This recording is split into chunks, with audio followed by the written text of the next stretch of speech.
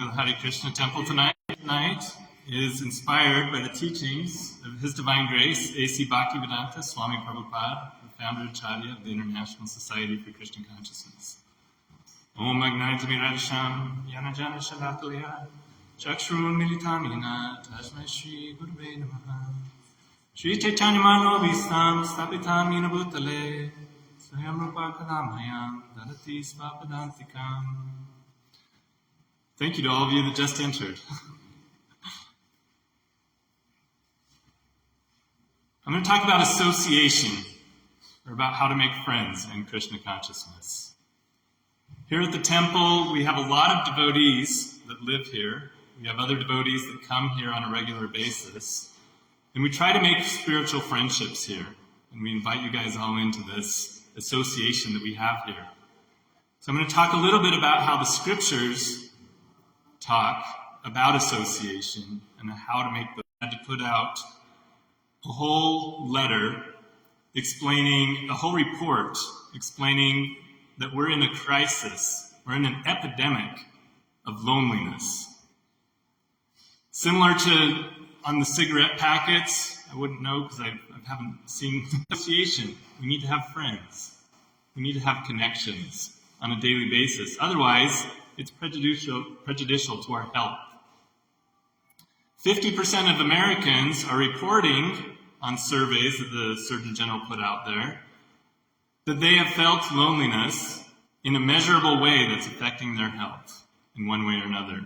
This leads to anxiety, depression, inflammation, stress. Maybe some of us, maybe half of us out there here today are feeling some of this right now.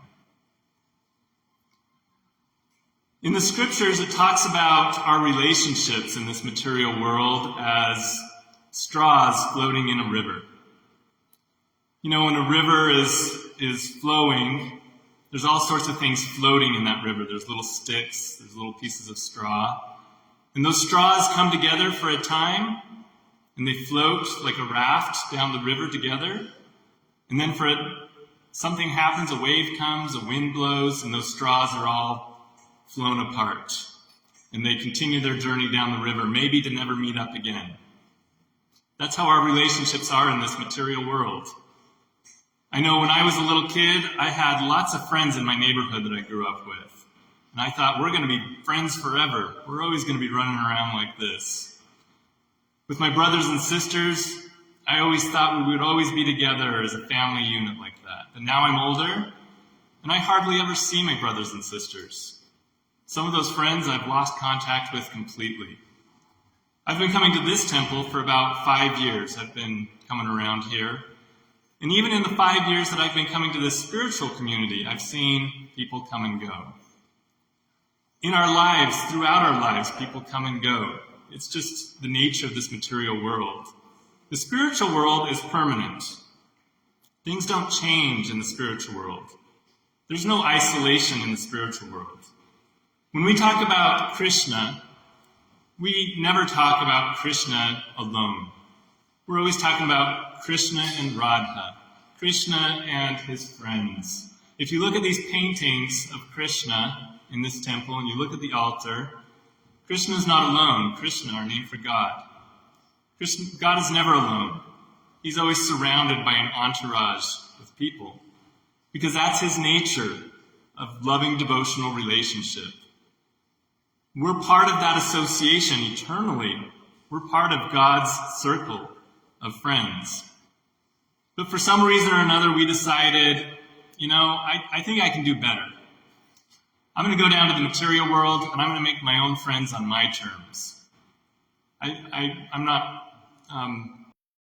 So we come down to this material world, and we try to make our own friends. We come down in different species of life, trying to enjoy this material world. We make aardvark friends when we're aardvarks. We make tree friends when we're trees. When we become people, when we get this human form of life, we have family relationship. Sometimes we get married, and we continue a stable relationship throughout life, and we create our own families, and we maintain contacts throughout life. But even those sometimes break up and aren't permanent, like our relationships are in the spiritual world. In the scriptures, our teacher, Srila Prabhupada, talked about an iron rod. If you take a rod of iron that's cold and you put it in fire, that rod of iron is going to take on the properties of that fire. And it's going to heat up and it's going to get hot. And then if you take that iron rod and you touch something, you're going to burn it. Because that rod of iron is no different than the fire that it has essentially become by its association with that fire. The same thing happens to us in our relationships. If we associate with spiritual people, associate with spiritual things, and have spiritual associations, we take on the characteristics of those associations. We take on the characteristics of those friends, of those spiritual atmospheres in which we find ourselves. So this is the basis for developing spirituality in our life, is associating with spiritual things. It says in the Nectar of Instruction, a book of scripture, purport, one's desires and ambitions develop according to the company one keeps. So whatever desires that you have, or that you want to have, that you want to develop, then keep the kind of company that will help you develop those abilities to fulfill those desires. When I was a kid, I wanted to be a professional soccer player. Didn't make it. But I spent a lot of time with other soccer players. We played soccer all the time, all day long, trying to get better and better and better. I wanted to be a better soccer player, so I joined a league.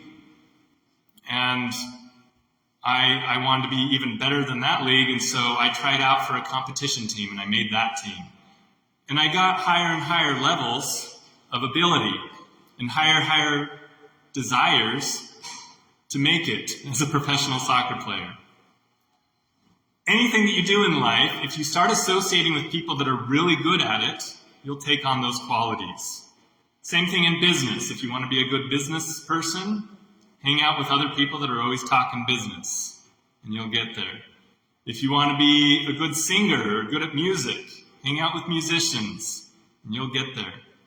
If you want to be a drunkard, hang out with other drunkards, and you'll develop those desires. And that's the association that you'll take, and those are the characteristics that you'll take on. If you want to be a devotee of God, then hang out with devotees. Hang out with people that are doing spiritual things, that are excelling in spirituality. And you'll take on those characteristics. Find people that are advanced in devotional service, and you'll take on those personality characteristics, and you'll develop those desires, and you'll progress in God consciousness. So where can I find a devotee? Well, you're all doing a very good job of it right now. You came to the temple. This is a good place to find devotees. It's not the only place to find devotees. There's lots of devotees of God in different types of temples and churches and synagogues. You'll find them even outside of temples and churches and synagogues. You'll find them in the workplace. You'll find them all over the place, all over the world. There's people that love God and are trying to develop a relationship with Him.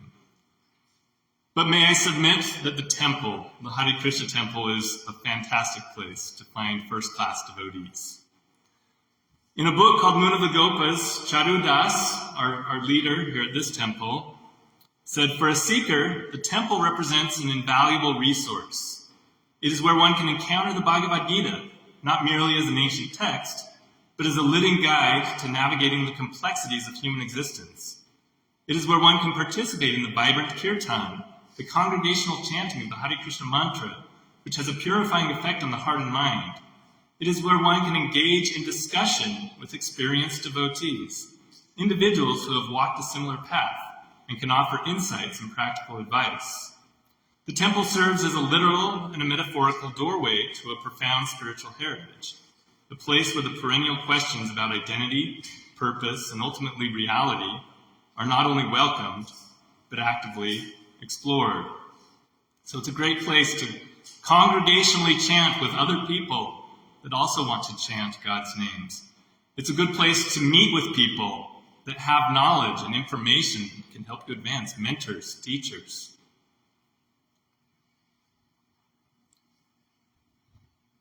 In another book of scripture, the same one that I quoted earlier, Nectar of Instruction, it talks about symptoms of love between devotees. So if you want to know what good relationships look like in a spiritual sense, you can look at these symptoms of love. Among them are offering gifts in charity, accepting charitable gifts, revealing one's mind in confidence. You ever have one of those friends where you can tell everything and you know that they're going to keep that secret and they're not going to judge you for it, and they're going to help you maybe find some solutions or at least give you an ear? Inquiring confidentially, accepting prasad, offering prasad. This is spiritual food, mercy of the Lord. These are the 6 symptoms of love shared by one devotee and another. I've been to India about 6 or 7 times in the last 4 years, and every time I go there, I meet people that just have a special spirit, that have a sweetness to them. I can tell you a couple of stories here. One is the picture that you see here. I was walking from a place called Vrindavan to another place called Govardhan. It was a long walk. I was not prepared for it. I had a suitcase that I was planning on rolling along, but then I found out that the wheels got torn up by the mean streets of India very quickly. And so I had to carry it on my head like I saw the other people doing around me, but I was not used to carrying heavy things on my head like the people around me were. So I was struggling, obviously, very visibly as I was walking down that road. And this gentleman came up. He was walking barefoot. I was wearing shoes, and I was having a hard time with this walk. He was walking barefoot. He didn't speak a word of English. At least he didn't speak it to me. And he grabbed a bamboo pole that he was using as a staff, and he put it through the loop in my suitcase, and he helped me carry it for miles. And then he bought me some sugarcane juice. And then we parted, never speaking a word of English the whole time. Another time I was in a cafeteria full of devotees that were eating prasadam, that were eating this spiritualized food. And I sat down without a cup of water. There was a place to get water, and I had not gotten a cup of water. The devotee sitting next to me pointed to where my cup should have been, and I said, "I don't have anything." He got up and he brought me back a cup of water. He sat it down, and then he continued his conversation with the guy next to him. I thought, well, that was nice. That was sweet. I was a little anxious about the water because I'm really careful about the water that I drink in India, the source of it. But I took a sip of it. He saw that I took a sip of it. He took my cup. He grabbed his own cup and he filled it up more and gave it back to me, put his hand on his heart and smiled and continued on with this conversation. Just those sweet little gestures made me feel so welcome in that place. It made me feel a sense of connection with that person and a feeling of belonging in that temple atmosphere that I was at. So those are just a couple of examples. Srila Prabhupada, our teacher who founded the International Society for Krishna Consciousness, said that he had a whole lot of reasons for founding the International Society for Krishna Consciousness, or ISKCON. But 2 of the reasons that he cites in this book that I've been quoting from, Nectar of Instruction, is to create a place where these types of loving exchanges between devotees can happen. And also a place where newcomers can come and they can meet devotees so that they can learn this spiritual science of chanting God's names in devotion. And that's the purpose of this temple, is to create a place where people can meet in community and we can associate spiritually and advance in Krishna consciousness and God consciousness together. So devotional service done in community is a fantastic way to progress together. Now there's different types of yogic practices. There's different philosophies of ways to connect to God. One of those ways is to be a hermit. to go to a cave in the Himalayas and to meditate and to find God within your heart. Other people are just distractions. So if you just go alone, you'll find God within your own heart. That's one way. That's not the way that we practice here in this temple.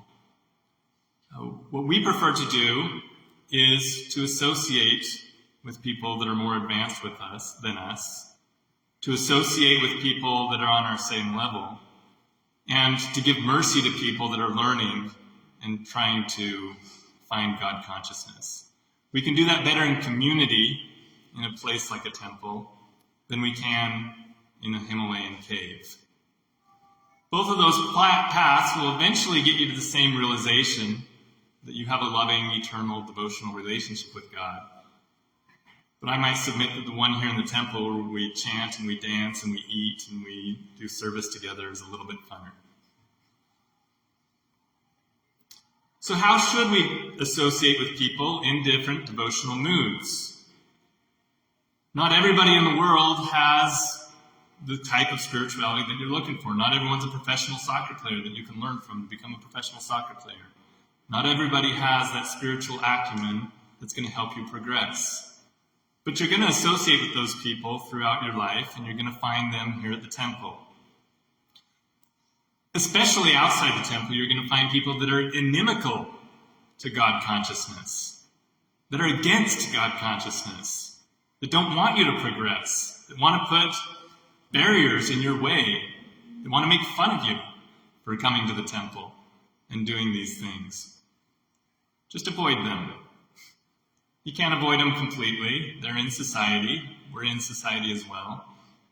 But just avoid those types of people. Don't fight with them. And don't engage in their service.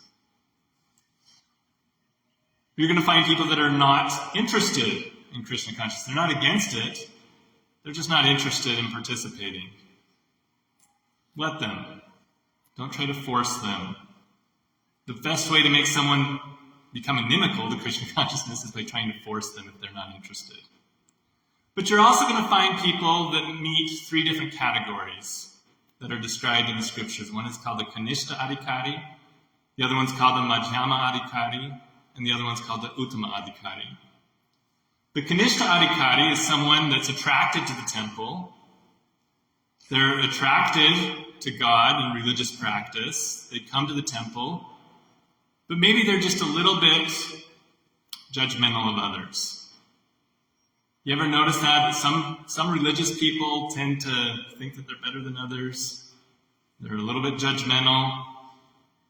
For me, for 20 years, I was embarrassed to pretend that I had any connection to any sort of religious practice at all, because I was embarrassed to associate with such people. This is called a Kanishta Adhikari. It's a third-rate devotee, a third-class devotee. But it's somebody that has interest, and it's somebody that wants to progress. Nobody wants to come off as judgmental. Nobody wants to have that as their way of people seeing them. Eventually, that person, if they keep coming to the temple, they keep making these spiritual relationships, and they associate with people that are a little bit more advanced, they become a Madhyama Adhikari. Now, this is somebody that loves God, has developed a taste for love of God, and is really advancing in Krishna consciousness. They find a teacher that can teach them, that they can serve, and they dive in head first, and they go for it. They say, this is how I want to live my life, and I want to advance by learning from people that are more advanced than me. Now, if you get to that stage, then there's 4 ways of relating to other people. You may have advanced more than other people, but instead of judging them, you have mercy on them. And if you have mercy, that means that you want to teach them. You want to tell them everything that you know, and you don't do it in a judgmental way. You do it in a way of sincerely wanting them to progress. And so you give them information, and you give them association. You give them a chance to talk to you so that you can discuss why you love God so much within your own heart. You also make friends with other people that are in this process of God consciousness, that are trying to advance in Krishna consciousness. And you also find people that are more advanced than you, and you serve them. You make distinctions. You're still a little judgmental, but you're judging based on how can I best serve? How can I best make relationships? How can I best have mercy on other people? You're making these distinctions between people because you really love God, and you realize that God is in the heart of every living being, and you should relate to every living being in different ways that helps everybody in your community progress. Now, if you're an Uttama Adhikari, now this is a pure soul. This is somebody that's progressed in spirituality so much that they make no distinctions. They see everybody with equal vision. Samadarshana, it's called in the scriptures. They see people and animals, people at different levels of society. They see them all equally. They just see the God that they love within the heart of every other living being. Not a lot of people can progress to that level of spirituality. And even people that do progress to that level of spirituality are so humble that they come down to the Madhyama Adhikari level so that they can preach more effectively. But that's the goal. That's the kind of person that you want to seek out and get association with. That's you as a cold rod of iron trying to associate with that hot fire so that you can become like that. So you try to associate with people that are more advanced than you. In my first trip to India, I met with a group of sages that I can safely say is more advanced than me in God consciousness. And I associated with them as much as possible. I started going out to California because that's kind of where their home base is, and associating with this group of people. And they were all congregating around a leader who became my teacher in Krishna consciousness. And that teacher said one day, and this always stuck with me, that if you are the smartest, most advanced person in the room, get yourself in a different room. Get yourself in the room where people are smarter than you, they're better than you. Don't try to show how advanced you are by avoiding those types of people so that you can puff yourself up as the great spiritualist. But if you're really trying to advance, get yourself in the types of rooms where people are more advanced than you. Temples are great places to find those types of people. So that's why I hang out at Hare Krishna temples. But on a daily basis, you're going to be surrounded by people that are not necessarily Uttama Adhikaris. Any of you work with those people? Yeah, they might not have the highest spiritual taste. Their conversations may take you in directions that don't lead you to God consciousness. Or you may be just very frustrated with the people that you work with. Or maybe they're great people. Maybe they're fun to be with. Maybe most people want to be with them, go out to happy hour after work and enjoy. If you're really trying to advance in God consciousness, you'll recognize that those are people that are progressing on their own path, and you'll associate with them appropriately. Generally, the best way to associate with people that are not interested in God consciousness is not necessarily to avoid them, but to do your duty, do your job, associate with them as much as you need to do a good job at whatever you're doing. But in your time, when you have more control over your time, use that time to associate with more spiritual people and more spiritual things. My teacher always describes this as being meticulous, doing your duty, but dispassionate. Don't make your duty, your material duties, your purpose in life. And you can teach these people through example. Don't go around preaching Krishna consciousness to people that aren't interested. Anyone ever tried to get an autograph of a famous person? It can be kind of hard, unless there's something set up, like a book table, where they're doing a signing or something. It can be sometimes hard to approach a famous person. So how do you approach people that are more advanced?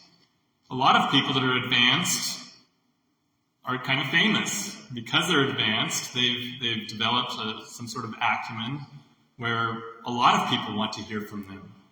And when a lot of people want to hear from them, it can be hard to approach them. So how do you approach them? Well, Srila Prabhupada, our teacher, was asked by a newspaper reporter, what's going to happen to your movement after you die? And his response was, I will never die. And people were, whoa, okay, we've got an eternal being here. How is this? And he said, I will live forever in my books. So one great way of approaching a famous person is to see what they have produced, see what they've written, see what they've put out there. A lot of them have written books. A lot of them have done podcasts. A lot of them have done YouTube videos, Facebook Live events. You can go to those and get that information. We get information from Srila Prabhupada by reading his books, and it's a way of associating with him, of hearing his deepest thoughts that he took time and effort to put into writing so that hundreds of years, thousands of years in the future, people will still be associating with Srila Prabhupada.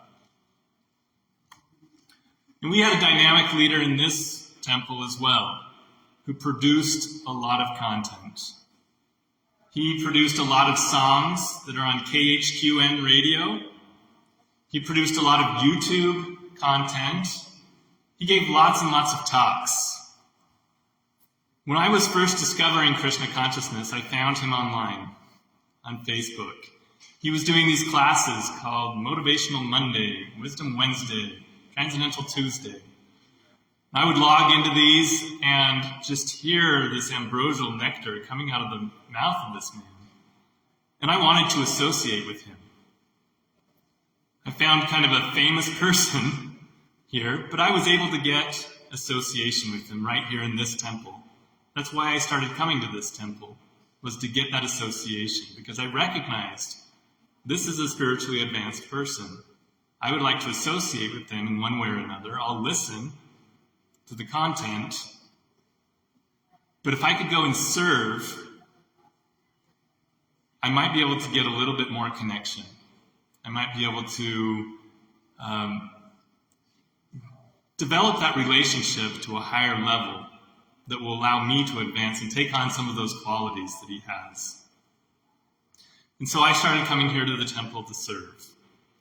And it's been an association that has been very helpful for me in my Krishna consciousness. It's led me to many adventures in just 5 years. I can't wait to see what Krishna has, what God has in store in this adventure that Charu Prabhu put me on. Charu Prabhu left his body just a couple of weeks ago. For those of you that are visiting and maybe didn't know Charu,